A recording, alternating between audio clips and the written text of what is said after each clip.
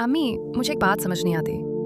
अगर कोई नमाजी होकर भी गुनाह करे, झूठ बोले, तो फिर ऐसे दीन का क्या फायदा?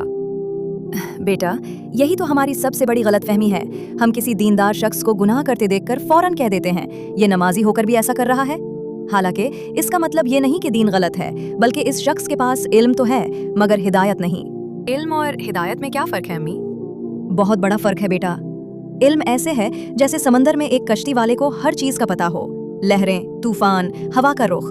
लेकिन अगर उसके पास कंपास न हो तो क्या वो अपनी मंजिल तक पहुंच सकेगा? इसी तरह इल्म रोशनी देता है कि रास्ता कैसा है, लेकिन हिदायत वो ताकत है जो इंसान को इस रास्ते पर चलने के काबिल बनाती है। बेटा, सिर्फ सीख लेना काफी नहीं। कुरान और हदीस जान लेने से जन्नत नहीं मिलती जब तक उस पर अमल न हो। बेटा, इब्लीस को देख लो, इसके पास इल्म की कोई कमी नहीं थी। वो फरिश्तों के साथ इबादत करता था, जन्नत देख चुका था, अल्लाह की कुदरत अपनी आंखों से देख चुका था। लेकिन जब अल्लाह ने हजरत आदम अलैहिस्सलाम को सजदा करने का हुक्म दिया तो उसने इनकार कर दिया, क्योंकि उसके पास इल्म था मगर अमल की तौफीक और हिदायत नहीं थी। उसने इल्म को मानने के बजाय बहस करने के लिए इस्तेमाल किया और तकब्बुर में आ गया।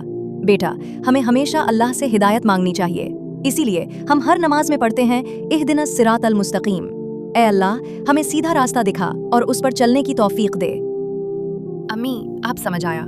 किसी के इल्म से मुतासिर नहीं होना चाहिए, बल्कि उसके अमल को देखना चाहिए। बिल्कुल बेटा, और सबसे जरूरी बात यह है कि कभी अपने इल्म पर हुरूर न करो, क्योंकि इल्म तो इब्लीस के पास भी था। असल कामयाबी हिदायत और अमल में है। अल्लाह हमें इल्म पर अमल करने वाला